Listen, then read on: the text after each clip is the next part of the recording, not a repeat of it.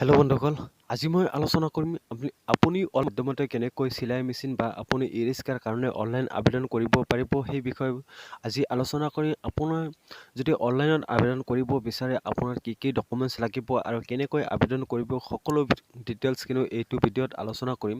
ভিডিঅ'টো স্কিপ নকৰাকৈ সম্পূৰ্ণভাৱে চাই থাকক। আপুনি অনলাইনত আবেদন কৰাৰ বাবে এইখন ডেছবৰ্ডলৈ আহিব লাগিব। এইখন ডেছবৰ্ড অহাৰ বাবে ভিডিঅ' ডিছক্ৰিপশ্যন লিংকটো দিয়া আছে, সেই লিংকত ক্লিক কৰি কিন্তু আপুনি এইখন ডেছবৰ্ডলৈ আহিব পাৰিব। যদি আপোনাৰ কিবা প্ৰব্লেম থাকে আপোনাৰ হেল্পলাইন দিয়া আছে, আপোনাৰ হেল্পলাইন নাম্বাৰত ক্লিক কৰিও আপুনি সকলো তথ্য আপুনি জানিব পাৰিব। এইখন পেজত অহাৰ পিছত আপুনি তলত দেখি লৈছে কেণ্ডিডেট ফৰ্ম ফিলআপ। আপুনি কেণ্ডিডেট ফৰ্ম ফিলআপ অপশ্যনত ক্লিক কৰিব। ক্লিক কৰাৰ লগে লগে আপোনাৰ এনেকৈ পেজটো আহি যাব। ওপৰত দেখি লৈছে আছাম মাইনৰিটি ডিপাৰ্টমেণ্ট বৰ্ডৰ কাৰণে এই আঁচনিটো লঞ্চ কৰিছে। আপুনি অনলাইন আবেদন কৰাৰ বাবে তলত দেখিবলৈ পাইছে select the correct item for which you want to apply। আপুনি যিকোনো এটা এপ্লাই কৰাৰ বাবে ইয়াতে আপুনি চিলেক্ট কৰিব। আপুনি দেখি লৈছে ই ৰিক্সা আছে, চুইমিং মেচিন আছে, আপোনাৰ যিটো লাগে আপুনি ইয়াৰ পৰা চিলেক্ট কৰাৰ পিছত আপুনি তলত দেখিবলৈ লৈছে আপোনাৰ ইনফৰমেশ্যন আপুনি ফিলআপ কৰিব লাগিব। প্ৰথমতে আপোনাৰ আছে কেণ্ডিডেট নেমৰ জেগাত আপুনি যিজনে আবেদন কৰি আছে সেইজনৰ নামটো ইয়াতে আপুনি এপ্লাই কৰি দিব। তাৰপিছত আপোনাৰ ফাদাৰ্ছ নেমটো ইয়াতে এণ্টাৰ কৰি দিব। ফাদাৰ্ছ নেমটো এণ্টাৰ কৰাৰ পিছত আপুনি তলত দেখিবলৈ লৈছে আপোনাৰ মোবাইল নাম্বাৰ এটা এণ্টাৰ কৰিব লাগিব। যিকোনো এটা মোবাইল নাম্বাৰ ইয়াতে এণ্টাৰ কৰি দিব। মোবাইল নাম্বাৰ এণ্টাৰ কৰাৰ পিছত আপোনাৰ দেখিবলৈ লৈছে select sex, আপোনাৰ মেলটো আপুনি চিলেক্ট কৰি দিব। তাৰপিছত আপোনাৰ ভিলেজটো আপুনি ইয়াৰ পৰা চিলেক্ট কৰিব। যদি আপুনি পিলপিলিৰ কাৰণে অনলাইন কৰিছে তেনেক্ষেত্ৰত আপুনি মেলটো চিলেক্ট কৰিব। তাৰপিছত আপোনাৰ পোষ্ট অফিচটো আপুনি চিলেক্ট কৰিব। পোষ্ট অফিচ চিলেক্ট কৰাৰ পিছত আপুনি আপোনাৰ যিটো নিয়াৰেষ্টত যিটো পুলিচ ষ্টেচন আছে সেই পুলিচ ষ্টেচনটো আপুনি ইয়াতে এণ্টাৰ কৰিব লাগিব। পুলিচ ষ্টেচন এণ্টাৰ কৰাৰ পিছত আপোনাৰ ষ্টেটটো আপুনি চিলেক্ট কৰিব লাগিব। ষ্টেটটো চিলেক্ট কৰাৰ পিছত আপোনাৰ ডিষ্ট্ৰিক্টটো চিলেক্ট কৰিব। মই ইয়াতে ষ্টেটটো চিলেক্ট কৰি দিছোঁ, তাৰপিছত ডিষ্ট্ৰিক্টটো চিলেক্ট কৰি দিম। ডিষ্ট্ৰিক্টটো চিলেক্ট কৰাৰ পিছত আপোনাৰ দেখিবলৈ পাইছে আপোনাৰ যিটো নিয়াৰেষ্টত যিটো আপোনাৰ ব্লক আছে সেই ব্লকটো আপুনি ইয়াৰ পৰা চিলেক্ট কৰিব। ব্লকটো চিলেক্ট কৰাৰ পিছত আপোনাৰ যিটো পিনক'ড হয় সেই পিনক'ডটো আপুনি এণ্টাৰ কৰিব লাগিব। পিনক'ডটো এণ্টাৰ কৰাৰ পিছত আপোনাৰ ডেট অফ বাৰ্থটো এণ্টাৰ কৰিব লাগিব। আপুনি ডেট অফ বাৰ্থ এণ্টাৰ কৰাৰ আগতে আপুনি দেখি ল'ব যদি আপুনি 18 বছৰৰ ওপৰত হৈছে আৰু 50 বছৰৰ তলত আছে তেনেক্ষেত্ৰত আপুনি আবেদন কৰিব পাৰিব, আৰু যদি তাৰ তলত বা ওপৰত হয় তেনেক্ষেত্ৰত কিন্তু আপুনি আবেদন কৰিলেও আপুনি এই আঁচনিত নাপায়।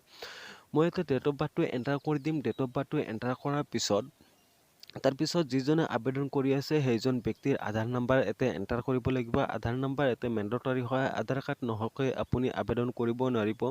তাৰপিছত আছে আপোনাৰ কোৱালিফিকেশ্যন ইনফৰমেশ্যন, আপুনি কি পাছ কৰিছে তাৰে পৰা আপুনি চিলেক্ট কৰিব। আপুনি পিলপিলি বা আপুনি চিলাই মেচিনৰ কাৰণে যদি এপ্লাই কৰি আছে তেনেক্ষেত্ৰত আপোনাৰ নিম্নতম আপোনাৰ 5 পাছ হ'ব লাগিব।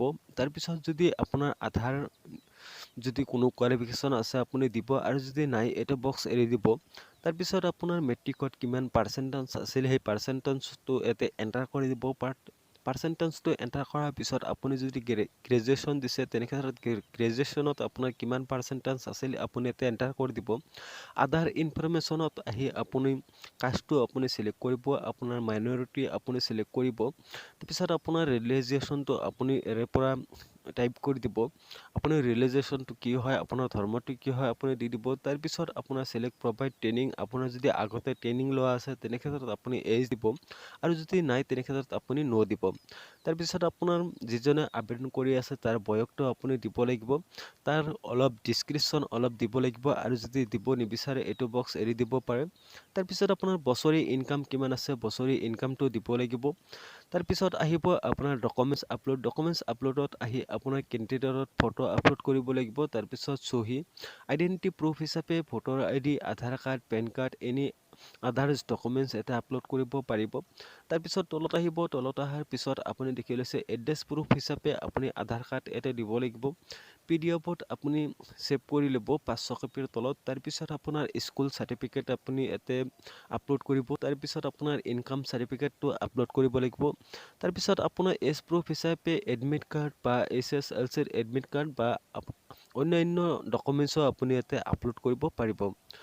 গোটেইখিনি আপলোড কৰাৰ পিছত আপুনি তলত দেখি ওলাইছে ছাবমিট বাটনত আপুনি ক্লিক কৰিব। তাৰ আগতে আপুনি একবাৰ ভেৰিফাই কৰি চাই ল'ব আপোনাৰ গোটেইখিনি বস্তু ঠিক ঠাক আছে নে নাই। যদি আপোনাৰ ভুলত কিবা কাৰণে এপ্লাই কৰি দিয়ে তেনে ক্ষেত্ৰত আপুনি কিন্তু এডিট কৰিব নোৱাৰিব। আপুনি গোটেইখিনি চেক কৰাৰ পিছত আপুনি দেখি লৈছে ছাবমিট বাটনত আপুনি ক্লিক কৰি দিব। ক্লিক কৰাৰ লগে লগে আপোনাৰ যিটো ৰেজিষ্ট্ৰেশ্যন মোবাইল নাম্বাৰ আছিল সেই মোবাইল নাম্বাৰ কিন্তু এটা OTP চেণ্ড কৰা হ'ব। তাৰ আগতে আপুনি দেখি লৈছে ডকুমেণ্টছ, আপুনি যদি এটা ডকুমেণ্টছ ভিউ কৰি চাব বিচাৰে আপুনি চাব পাৰে। 6 ডিজিট আপোনাৰ মোবাইলত এটা OTP যাব। OTP যোৱাৰ পিছত আপুনি ভেৰিফাই অপশ্যনত ক্লিক কৰি দিব।